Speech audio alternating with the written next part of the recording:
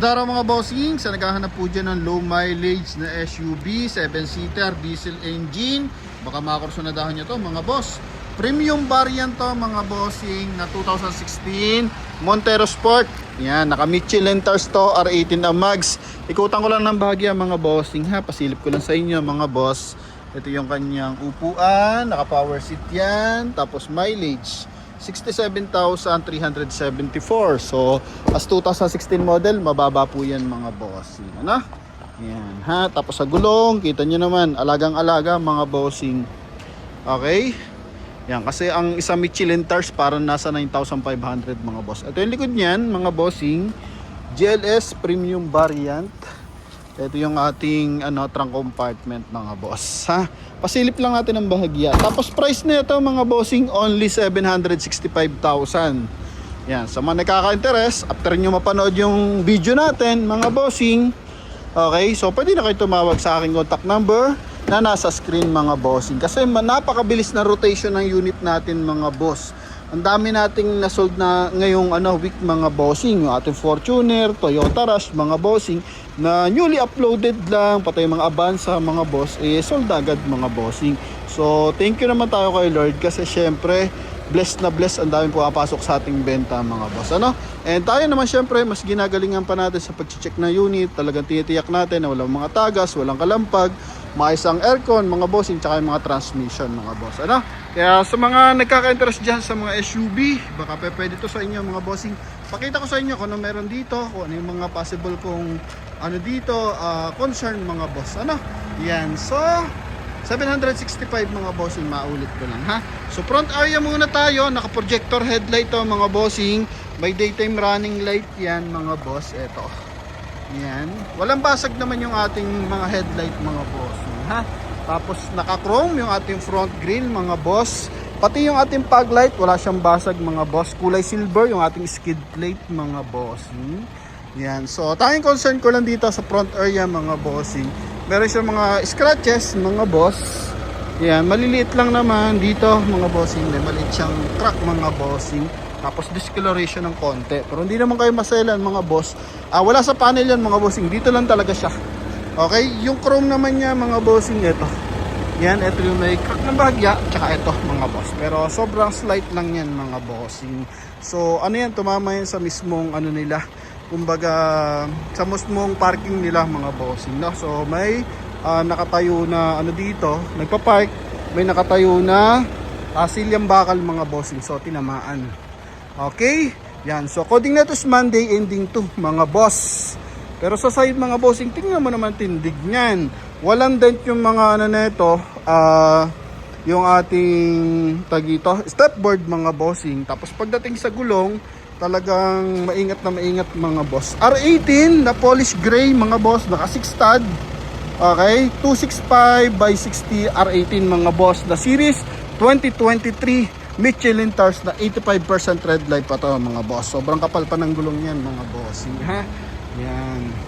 Pati dito mga bossing sa likuran, so naka po to, all disc brake mga bossing. Yan, all disc brake naman to mga boss. 100% hindi binaha ang ating unit. Color black to mga bossing. May signal light na yung ating side mirror, may chrome, tapos may chrome din dito sa ating window panel, tapos roof rail mga boss. Chrome din yung ating door handle mga boss, tapos keyless entry. Yan. So pagpunta natin dito sa ating interior, sa door panel, so presentable mga boss. Yung leather niya maayos, may mga discoloration ng tigko-konti lang mga bossing. So as 2016 model naman mga boss, goods na goods pa to. Sa ating upuan mga bossing, so naka factory leather pa mga boss, wala pa siyang replacement ng leather. May mga scratches, tsaka gas-gas ng bahagya, pero hindi pa siya punet mga bossing. Tapos gumagana pa yung kanyang power seat na upuan mga boss. May airbag to sa side mga boss, tapos may airbag din dito sa ating steering wheel and sa dashboard. Yan, so gitna lang natin yung ating manabela mga boss. So akyat tayo. Then buksan natin yung ating window mga boss kasi ang oras natin is 4:20 na mga bossing. So medyo makulimlim kaya open natin yung window mga boss ha. Ito yung ating mileage mga bossing, 67,374. yung ating running mileage mga boss, tapos yung ating cluster, ito yung ating steering wheel mga bossing. So ganun pa rin, naka-leather pa rin yung naka-factory leather pa rin yung ating steering wheel. May mga gasgas ng bahagya mga boss, pero it's normal as 2016 model. Tapos naka-paddle shift na yan, plus minus, pwede kang mag-manual mode dyan, naka-cruise control din mga bossing. Then tapos dito sa ating center console, yan, so silver accent mga bossing. Ito yung ating remote. Ito yung knob natin mga bossing. So dito may mga konting gasgas din mga boss. Tapos electronic parking assist, tsaka yung mga ganito lang mga bossing ha. Puro minor lang mga boss. May isang transmission, makina, tsaka aircon mga bossing. Sobra kalamig oh. Yan. Mamaya papakita ko sa inyo yung mismong engine bay na walang katagas-tagas mga bossing. Powerful yung ating side mirror. Magkabilaan yan, retractable mga boss. Ito, adjust na rin natin. Okay. Din dito. Excuse me lang mga bossing. Naka 2D audio system, may reverse parking camera yan mga boss. Okay, so magre-reflect na yan dito sa ating head unit mga bossing ha. Yan, tapos sa kabilang side, ito yung ating hand grip, tapos meron dito ang polish block, tapos chrome yung ating door opener mga bossing. Leather na upuan sa kabilang side mga boss, unat na unat mga bossing ha.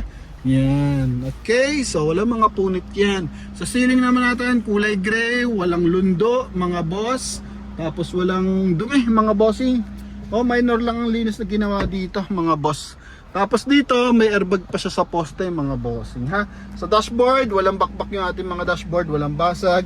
Lahat ng window natin, original Mitsubishi windshield yan mga bossing, tsaka wala pa replacement mga boss. Yan. Tapos push start unit syempre mga bossing. Okay, tapos ito yung ating armrest. Yan, so may lagay niya ng small accessories. Dito sa loob, secret pocket, tapos cup holder na polish black mga bossing, tapos may chrome line mga boss, no? Yan. So ito hindi to dito na susi mga boss ha. Nasama lang.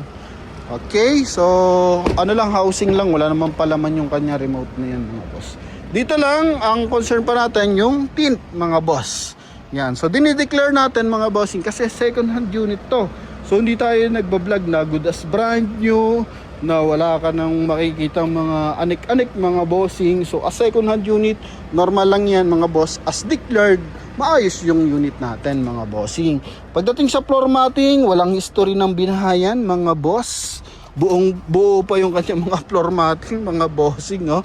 So yung pa yung set niya na galing kasa mga boss. Pagdating sa second row, halata mo dito na hindi siya masyado nauupuan mga boss. Okay, so halata ang paggamit niyan is dito lang, driver side tsaka front, passenger side mga boss. Dito sa second row, napakadalang magamit to mga boss oh. Tignan mo na may upuan yan. Unat na unat mga bossing. Buksan lang natin yung mga window natin. Yan, para mas maliwanag. Sa ating taillight mga bossing, eto, so pailawin na rin natin para makita nyo reflection ng ilaw natin. Yan, buksan natin lahat ng ating window mga bossing.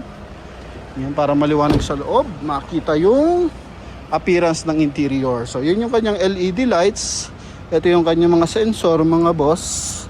4 yan, GLS premium variant. So pag hindi premium variant mga bossing, hindi siya naka-leather, hindi siya naka-power seat. Tapos I think wala siyang reverse parking camera. Ito yung likod niyan mga boss. Tanggalin natin yung 0.5 para mas makisig tingnan.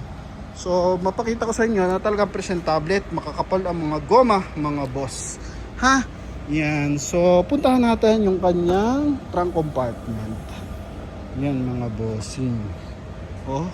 Lalo na yung third row mga boss. Almost parang nakuha natin talaga nakatupi lang lagi palagi ito. Tingnan mo naman Yan wala siya mga taga dito stretch mark mga bossing. Okay? Yan. May mga konting dumi-dumi lang, papalinis lang natin. Dito lang yan sa side, pero doon wala siya masyadong mga dumi-dumi. Tapos mga konting gas-gas lang dito mga bossing So sobra ka minor, pero dito alagang-alaga mga boss. Pati sa kanyang flooring Yan. Tapos yung ating mga hydraulic assist mga boss, so maayos mga bossing. Walang basag yung panel, magkabilaan. Okay, walang basag yung ating mga taillight. Dito naman, walang history ng bangga mga boss. Yan Okay, goods na goods. Then dito sa kabilang side mga bossing, yung ating stepboard, tingnan agad natin yung stepboard natin. Unat na unat po yung ating stepboard mga bossing. 4 na gulong, naka Michelin tires. Ang Michelin tires mga bossing, I think 9,000 ang pinakamura niyan isa. So kung 4 yan mga bossing, kung talaga hindi ka malaga sa sasakyan, so most likely, chapsoy ang nakalagay. So it means chapsoy, siguro sa harapan is Westlake, tapos sa likuran, ibang brand din mga boss. O sa harapan, Michelin, sa ibang, sa likuran, ibang brand din mga bossing. So ganon. So pag ganito ang sistema, makikita mo na inalagaan to ng unang may-ari mga boss. Okay, yan. Ito yung kabilang side. Pati yung kanyang armrest sa door panel mga bossing.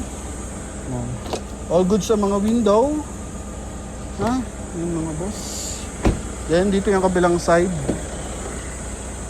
Upuan yan mga boss. Yan. Alright, so dun lang, dito lang may konti lang dyan mga bossing ha, dyan lang marami stretch mark, pero dito wala masyado mga boss. Yung ating aircon mga bossing, baka sabihin nyo di malamig, nag-moist na mga boss. Yan ha, nag-moist na mga bossing ko. Yan, nagbabasa-basa na, talaga kalamig talaga mga bossing. Okay, yan ha, so punta tayo sa ating engine bay. Natatangi ko lang naman lait dito nga mga boss. So dito, yan sa part na to mga bossing. Okay, yun lang naman. Then the rest, all good sa makina. Check natin na maigi. Puti na nga pala yung kanyang ilaw mga bossing ha. Yan, so eto na. So naghahanap dyan ng sariwa. Sariwa to mga boss. Okay, yan, dito rin mga boss. Galing pa ng Mitsubishi yan, 2016, ganyan pakalinis mga bossing. Kahit pa sabihin mo meron siyang rubber matting, hindi siya ganyan kasariwa mga boss kung lagi ito nagagamit. Tapos yung mileage niya, sobra kababa lang mga boss. So, makina na ito mga boss, 2.5 liters turbo diesel. Yan. Yan. Ito, Varta, battery. So, ang Varta battery mga bossing, worth of 14,000 yan mga boss. Mas mahal yan sa mga Autolite, sa mga Amaron battery, kasi mas matagal ang lifespan yan mga bossing. Ating mga boss, makina, walang katagas-tagas hanggang ilalim mga bossing. Yan. Pati sa turbo, walang tagas yan mga bossing ha. Mga panel natin, buo. Yan, buo yung mga panel. Pati dito, sinilip ko na to mga bossing. Magkabilaan, walang mga putol na spark nails mga boss o mga panel mga bossing, all goods. Yan, magkabila, walang tagas hanggang ilalim, sinilip ko na yan mga bossing. Okay, ito yung insulator natin. Yan, turbo, automatic mga boss, tapos engine bay.